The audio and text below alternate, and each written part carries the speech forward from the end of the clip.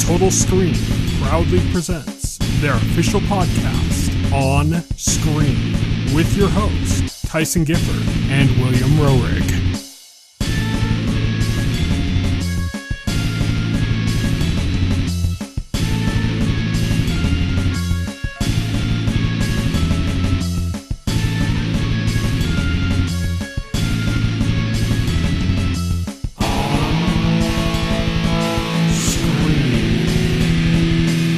Hello, everybody, and welcome to On Screen, the official podcast of the Total Screen. My name is Tyson. My name is Will. And today we are going to be talking about Roadhouse. We're talking about the 2024 version, the recent version of the movie, not the one from the 80s or 90s or whenever the original one came out. With Pretty Patrick sure that's an Swayze. 80s movie. It's either 80s or like very early 90s. There's one or the other. But we're not going to be talking about that. That's a different movie. We're talking about this one, the remake that came out in 2024, starring Jake Gyllenhaal. And that's the one we're going to be going over. In addition to that, we've got some stuff to talk about that's coming up on the horizon. And that's where we're going to kick things off with our On the Horizon segment. On the horizon.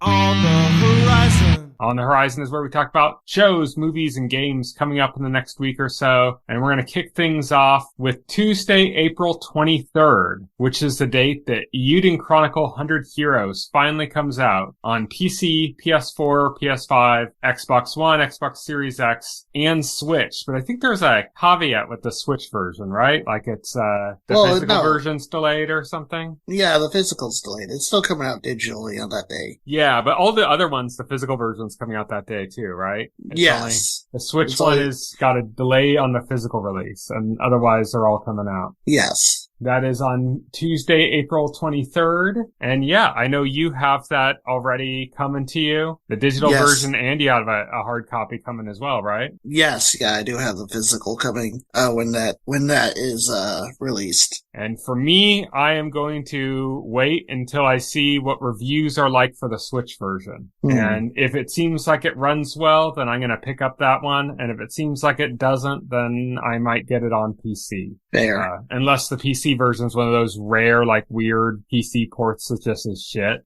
Right, yeah. Then maybe not. But that's my plan for it. But this is the spiritual successor to the Suikoden games. So, yeah, I've been excited about this since it was first shown. So we're going to have to see how that goes, but I'm looking forward to this. We got another game coming out also on Tuesday, April 23rd, and that is Teenage Mutant Ninja Turtles Arcade Wrath of the Mutants, coming to PC, PS4, PS5, Xbox One, Xbox Series X, and Switch. So you're a fan of the Turtles games. Is this one on your radar at all? No. I haven't heard like anything about this one. It's not like that last one that came out on Switch that everybody was talking about. Like no one seems to be talking about this. Don't know if that's just bad marketing or just means the game's bad. I don't know. One more game coming out that same day though, on Tuesday, April 23rd, is SaGa Emerald Beyond, coming on PC, PS4, PS5, Switch, and mobile. So yeah, two big RPGs and a Teenage Mutant Ninja Turtles game that nobody's talking about.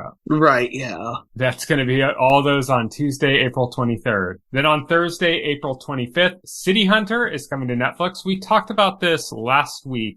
We talked about the trailer for it, and now it's going to be coming out. So that's going to be there. Also on Thursday, April 25th, one I'm a little bit more excited for, Dead Boy Detectives is coming to Netflix. This is, now we know, a spin-off of the Sandman series on Netflix. We knew that source material was a spin-off of the source material for Sandman, but we didn't know that it was going to be until just like the last trailer. That's when it was showing that this is actually connected to the other Netflix series, Sandman. Yeah, looks good.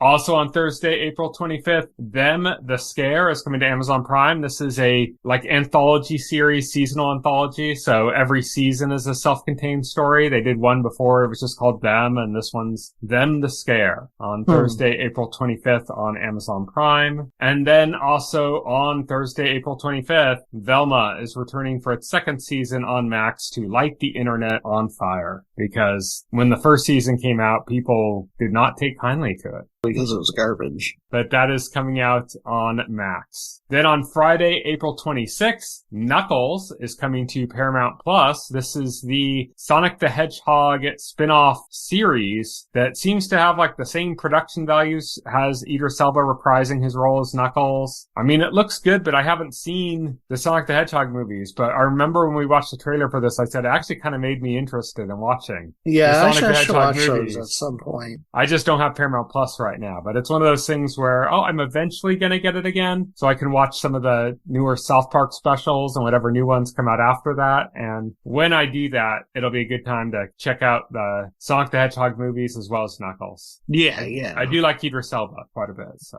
Sandland is coming out on Friday, April 26th to PC, PS4, PS5, and Xbox Series X. This is the game based on a property from Akira Toriyama. Akira Toriyama's like last property, basically. There's like a series coming for it. I think there's a movie being worked on as well, and then there's this game. So there's just a whole bunch of different things put together for this project, but it's Akira Toriyama's like last work, basically. Yeah. Then also on Friday, April 26th, Stellar Blade is coming to PS5. I've heard a lot about this, but I don't remember any of it. Do you know what Stellar Blade's all about? What? Oh, it's a character action game.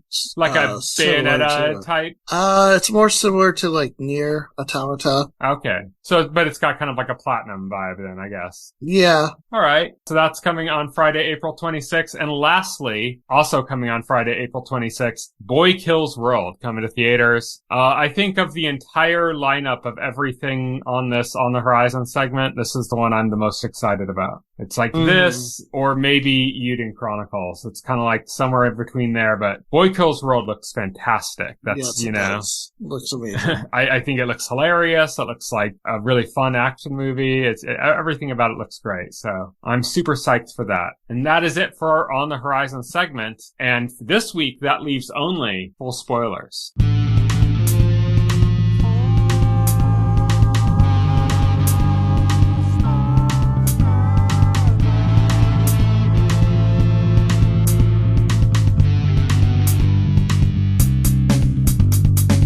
So full spoilers is where we talk about something in full spoilers. And this week we are going to be talking about the 2024 remake of Roadhouse. This one starring Jake Gyllenhaal, taking over the role that Patrick Swayze made famous previously. I have to ask you before we start, did you see the original Roadhouse ever? No. Okay. No, I feel like we discussed that. Yeah, I think we did last week. Yeah. We brought it up. But I want to check base in on that again. So I remember watching the original Roadhouse. I don't really remember much about it. I just remember really liking it as a kid. There was a run of Patrick Swayze like action movies that were kind of like right around that time period that I was kind of into all of them. And Roadhouse was probably the best of the bunch. And it's kind of one of those movies where it's hard to tell if it's so bad it's good or if it's just good. Right, yeah. And it's just good but weird, or is it bad good? Like, it's kind of like hard to tell. Like, you'll kind of laugh and have fun, but then you'll be watching going like, this is actually kind of good. Like, this actually kind of hits hard, like, you know? And that's kind of how I always remembered Roadhouse, as being like that. So when they announced the remake, I'm like, okay, so what's this going to be like? Are they going to get the humor right? Are they going to make it weird? Are they going to nail that kind of tone that the original had? And you can't answer that because you never saw the original, but I can say, I think they kind of did get the tone right. Like, this is a weird movie. It's weird in like a good way. It's like weird, like funny. It's like, you know, it uses its weirdness for the humor. The top thing that keeps coming to the top of my mind when I'm thinking about like the weird aspects of this movie is the one henchman character that's just like really polite and nice. Oh, yeah. Well, like, that guy's funny because, like, he gets his butt beat with everybody else. But he's the only one who, like, basically gets the message. Yeah. Like, Jake Gyllenhaal's character is, like, you know, not the guy to like F with. You know, like he's the only one who like seems to get that. But it's not played up for like fear or something. It's played up like he sees him at a club again when he's with his crew that are starting like a riot in the club or whatever. And he sees Dalton and goes, "Oh, hey, nice to see you again." Oh yeah. It's such a weird character, like archetype. He says like the last thing we see from him in the movie is him saying like, "I just wanted to ride like with bikers, you know, like with other bikers. Like I didn't want to do any of this stuff. I just wanted to ride. It's really hard to find people to ride with or something, you know." And that's really is his character. He's just like this guy that just wanted to join a motorcycle club just to have fun going on rides and somehow got wound up in all this. I'm not doubting like that's the case and everything, but I would also know like in that particular scene, he also just watched Dalton murder a guy in front of him. So like, so he's terrified in that scene. But I buy it because that's his personality type. Right. You know? Like, yeah. That's how he is through the whole movie. He's very much in line with like, there's a funny part in his first scene where Dalton that's Jake Gyllenhaal's character, tricks everybody to go outside by basically saying like, "Are those your bikes over there?" And then walking out and they're like, "What the fuck?" You know, like, because they think he's gonna mess up their bikes or something. Yeah. And he gets them all outside and then he's like, "So do you guys have like insurance? You know, where's the nearest hospital?" And he's asking all stuff. And the guy's like answering him like just earnestly. Like, you know, like, "Oh, I think it's like about 25 miles down that way, you know?" I think it's correct. I think that was the dude who just wanted friends. Yeah, seriously. He's like, he's just friends. a guy that wanted to like hang out and ride motorcycles and ended up getting like caught up in a motorcycle gang. Yeah, and it's just hilarious to me. Like I could watch a whole spin-off about his character. You know, ending up in some other like fucked up situation like this, but that it's from his perspective and he's like, "Not again." Right. Right. Yeah, exactly. That'd be hilarious. It's just like a really funny character. It's like, I think they did a good job with that kind of weirdness. And then there's a divisive character in this. I know that, before I saw this movie. There's a divisive character. Here's a little story time for you, okay? Okay. I was gonna go and visit my dad and my brother. My brother was coming from Texas and I was coming from California and we're visiting my dad in Arizona in Lake Havasu. And I told my dad, like, "Hey, I think I have a movie we could watch." They just put out, this was like weeks ago. I'm like, they just put out this Roadhouse remake. It's a remake of the old Patrick Swayze movie. And I thought, that might be a fun action movie that we could all watch together while we're, you know, together. And my dad's like, "Oh yeah." He's like, "Did I ever tell you, like, I insured the guy?" Cause my dad was an insurance agent before he retired. He's like, "I insured like the bad guy from the original Roadhouse movie." Mm-hmm. And I'm like, "Oh, okay, cool." And so I was talking to him about this and everything. And then I'm like, okay, that'll be cool because my dad's like, you know, puts on Fox News and just sits there and watches it all day kind of thing. And I didn't want to be stuck watching Fox News at my dad's house the whole time I was there, you know? So we were trying to find like other things to do, like movies to watch and stuff. So when my brother picked me up from the airport, because he had been there for like a week before me, basically, like staying like for a lot longer. I only went for a few days. Like I said, "Oh, I found this movie. I was telling Dad about it that I found that we could watch. It's called Roadhouse. It's a remake of the Patrick Swayze one." And my brother's like, "Oh, so you're the one that said that to Dad?" And I'm like, "What do you mean?" And he said, "What?" And he said, "Oh, Dad kept telling me that I brought up this movie Roadhouse and we've been arguing about it for days because I keep telling him I never mentioned Roadhouse. I didn't even know this movie existed." And my dad's like, no, you brought it up, you know, and then they watched it together before I came down. Oh no. So I was like, well, God damn it. Now I got to find something else for us to watch. But talking to them, there was a character that they absolutely hated. So before I saw the movie, I was like, okay, how's this going to work? How's this character going to turn out? And I'm talking about probably the second most prominent character in the movie, which is Knox, as portrayed by Conor McGregor. Yes. He's they like hated him. The main physical antagonist. They thought like this was this ridiculous character, like really badly acted and everything. And I'm like, he's supposed to be. This is exactly what he's supposed to be when I saw it. He's supposed to be like this dumb, over the top action movie villain. Like this is not. He's like a force of nature. He's like he has like no conscience. This is he just not kind like of cruises around and does whatever he wants. You know. This is not a serious drama. Like it has elements. No, not at all. Yeah. It has elements of it, but it is not at all. So, like, I get it if they were going for, like, something serious here, but they're very obviously not.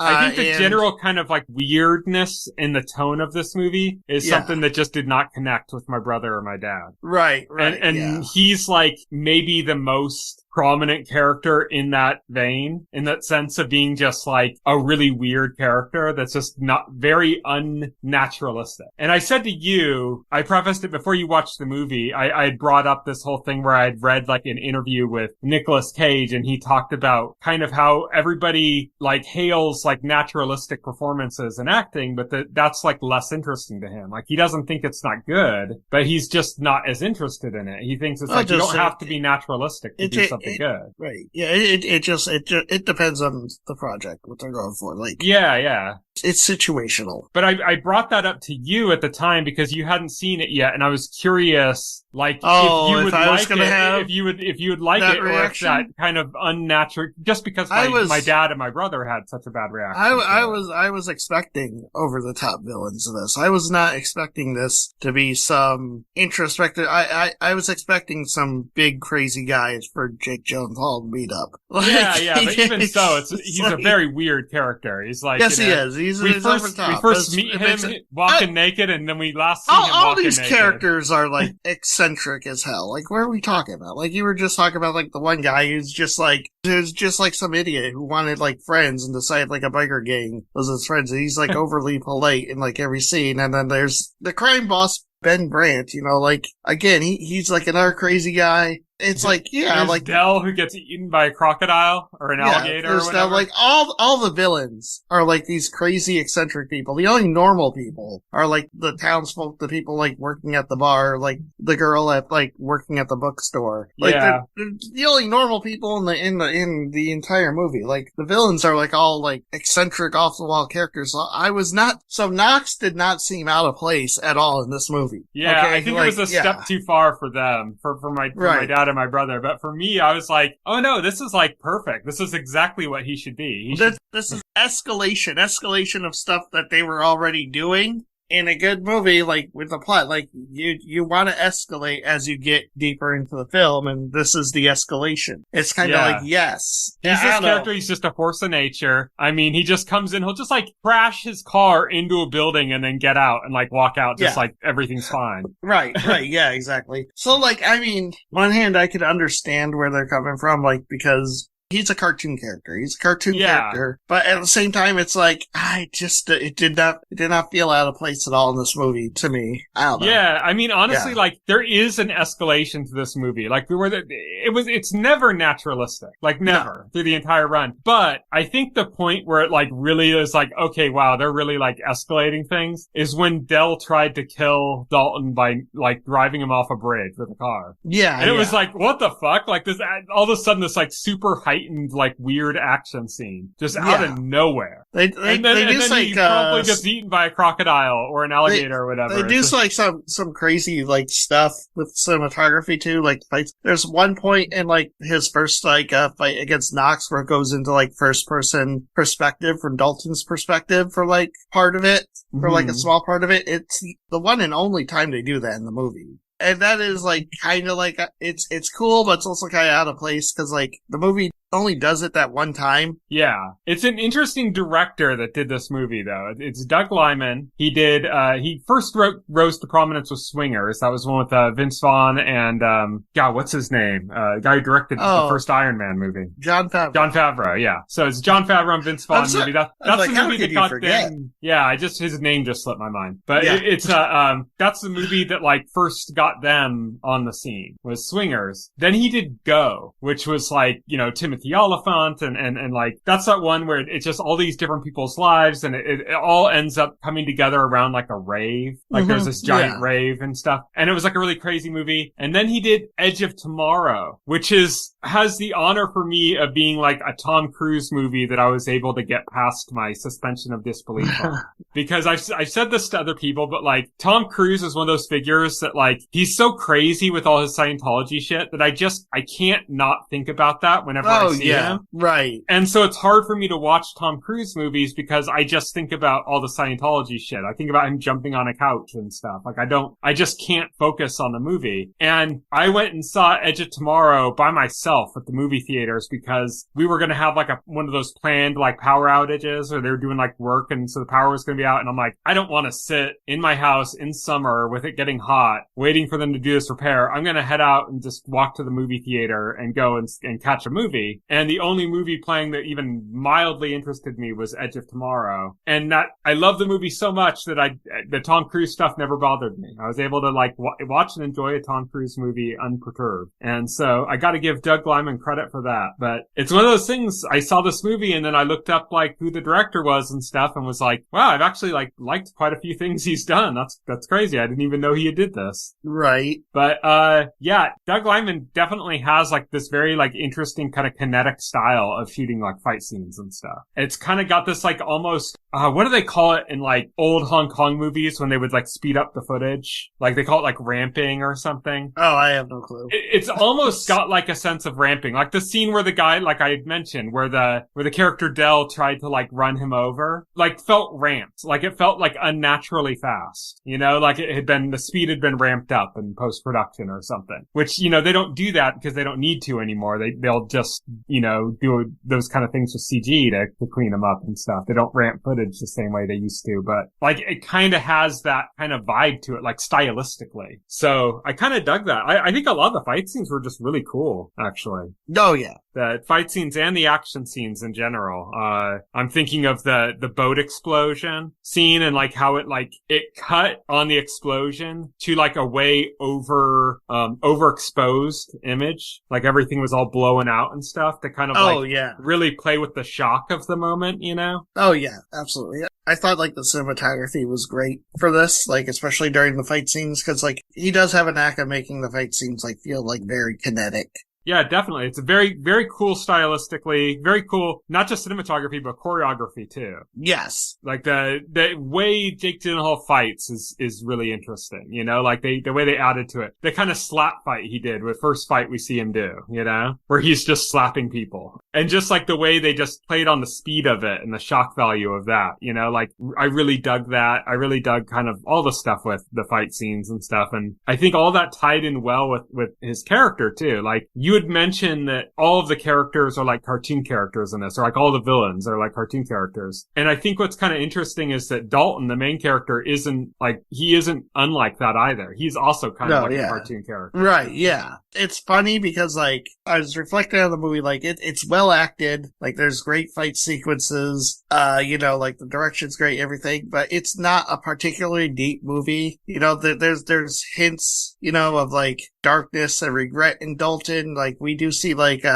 we do get like a backstory for him. We do eventually find out he quit MMA because he lost control during a fight and savagely beat on a competitor who was also like a friend.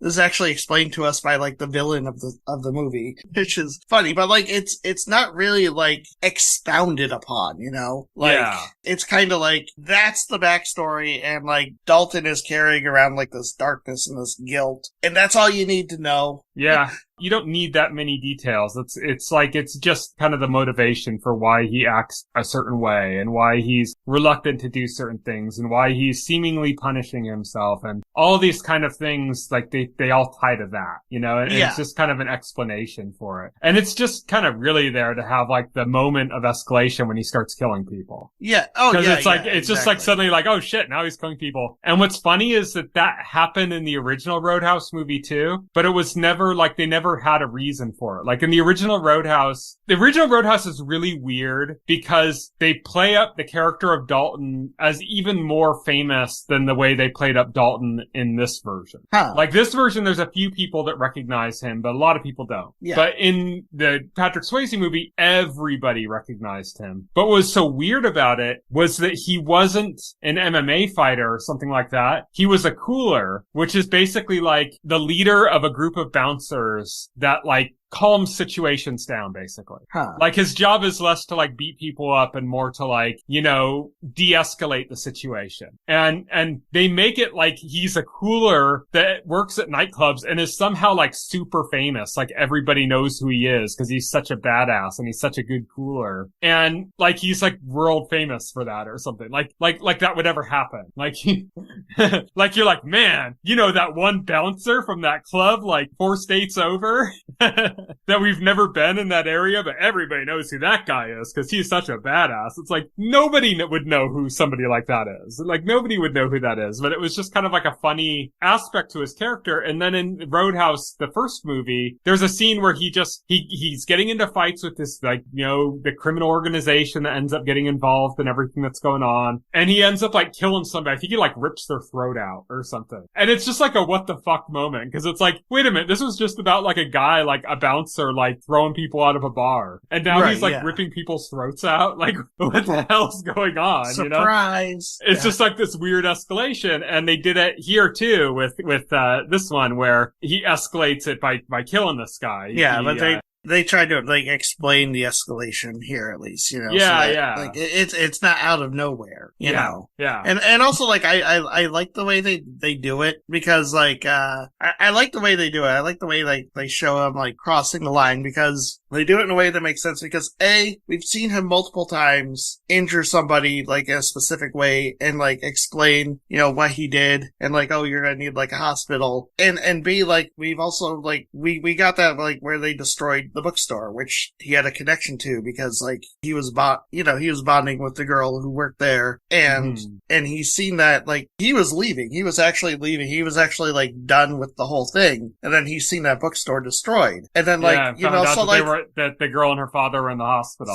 So like, when he finds that out, like, he is, like, really upset, and then the first thing he does is he's confronted by the guy that he kills, and he does the thing he does where he injures the guy very specifically, and explains to him what he did, but this time it's like, it's a fatal injury, like an intentionally fatal injury. Yeah, and he doesn't help him or anything. He's just explaining to him how he was going to die, and then the guy like, falls into the water and just dies. It's like, it's very, like, consistent, it's an escalation, but it's, like, consistent with what was set up by the movie. It's not like, it's not out of nowhere. You could say, like, oh crap, it's out of nowhere that he started killing, but, like, he explains, he gets pushed past a certain point, he gets angry enough.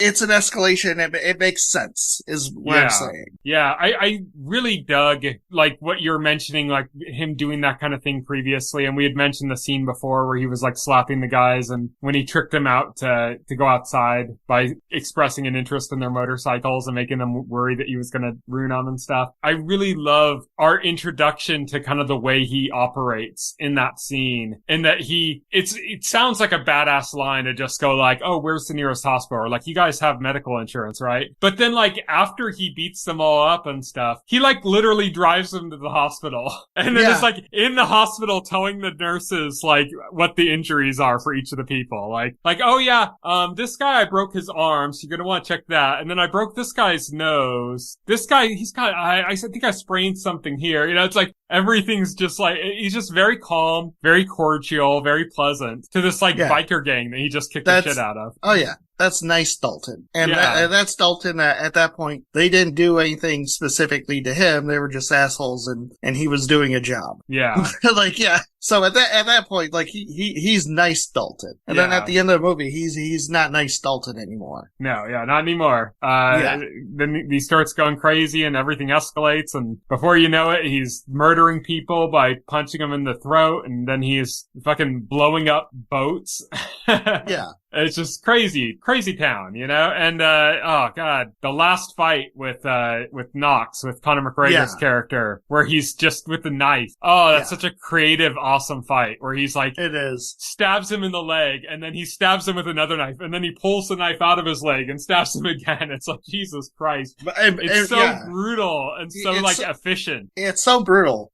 They do establish at the end of the movie that, like, he put Knox down, but Knox isn't dead. Yeah. And Knox is, like, such Knox Fox hey, left the movie the way he came in, naked. Yes. I love it because after the movie ends, it cuts to that stinger scene where Knox is like literally fighting his way out of the ER, like just messing up doctors, like you see him like he throws like a doctor into like the door and then like he leaves the hospital in treatment like that. That's how much like of a tank he is. Like he took all that abuse and he's still like going like the Terminator. Yeah, I've heard the reference to him being like the Terminator before. It's like, yeah, he really is. He's just like this force of nature that just kind of sweeps through an area. I just, like I mentioned before, I love the way he just like, at one point he just crashes a car into like, and it's not like he's doing it to like start a fight or something. He's literally going to the hideout or whatever, his criminal hideout, where like the gang he's involved with is there, and he goes and just crashes a car right into it and just walks out and just starts like grabbing food and shit.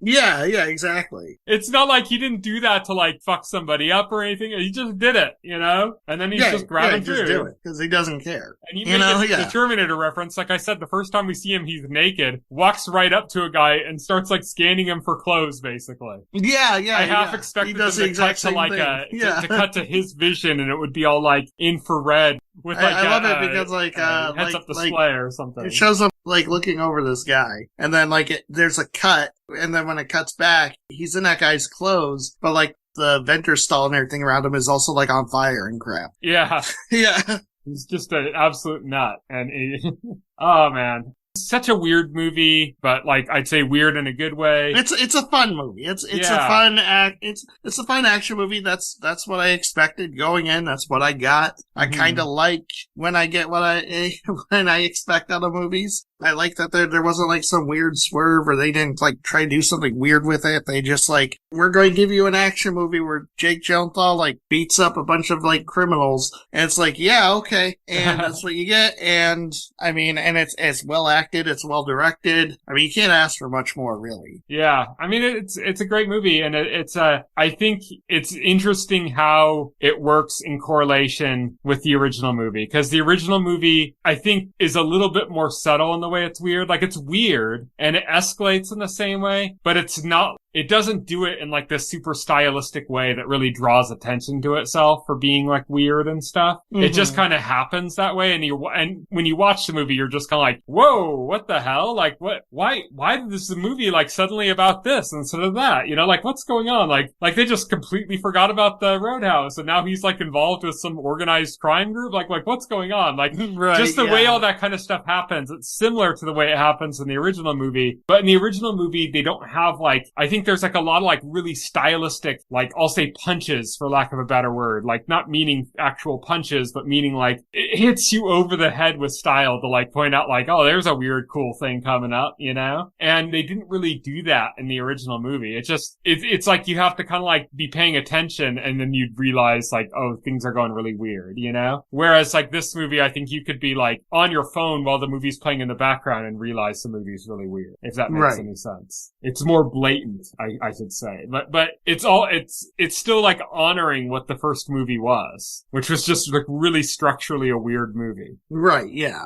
Yeah, I mean, anything else to say about Roadhouse? I've pretty much run out of things to say about this movie. It's a good movie. It's Enjoyed a fun movie, yeah. Check it out. It's on Amazon Prime, so you can check it out there. Yeah, it's a good, fun time. Lots of great action scenes. Very weird. and fun. And like you said, a total escalation with cartoon characters. Next week, we are going to be talking about Shōgun. We talked about it a little bit earlier. I think we just talked about the first episode, I believe. Just kind of talking about what it was doing, what it took from actual Japanese history and stuff like that. And just kind of our first impressions. We didn't do it in a full spoiler segment. We did it just kind of in an on-tap segment where we just kind of talked about kind of general ideas without really going into any spoilers about it. And the intention there was that we were eventually, when the series concluded, going to talk about it in our full spoiler segment. Well, next week, like the day before we record our podcast, Shōgun is going to come to completion. So that means it's time for us to talk about Shōgun next week. So I'm excited for that. Are you excited to talk about Shōgun next week? I'm excited. It's an excellent show. Yeah, it's going to be fun to talk about. And so that's what we're going to be doing next week. So stay tuned for that. Until then, you can follow me on Twitter. I'm at Tyson Gifford. You can follow Will. He is at Voxel Hero. You can check out our website, thetotalscreen.com. If you go to our website and open up the Container Story for any of our podcast episodes, scroll down to the last paragraph. You'll see a bunch of links to all the relevant social accounts, to our RSS feed, our YouTube page, everything. It's all there. It's just the easiest way to find it. TheTotalScreen.com. Open a Container Story, last paragraph, all the links are there. You can also subscribe to the podcast through your favorite podcast client of choice, like Apple Podcast or Pocket Cast, and the entire backlog of this podcast, as well as our previous podcast and a bunch of additional content from the years and years that we've been doing this kind of stuff is all available on our YouTube channel, so check that out as well. Thank you everybody for listening. Good night. Good night. Thank you for listening to the OnScreen podcast, the official podcast of The Total Screen. Visit our website at thetotalscreen.com. This podcast can be found on any major podcast client, including Pocket Cast and Apple Podcast. The entire backlog of this podcast and other content can be found on our YouTube channel.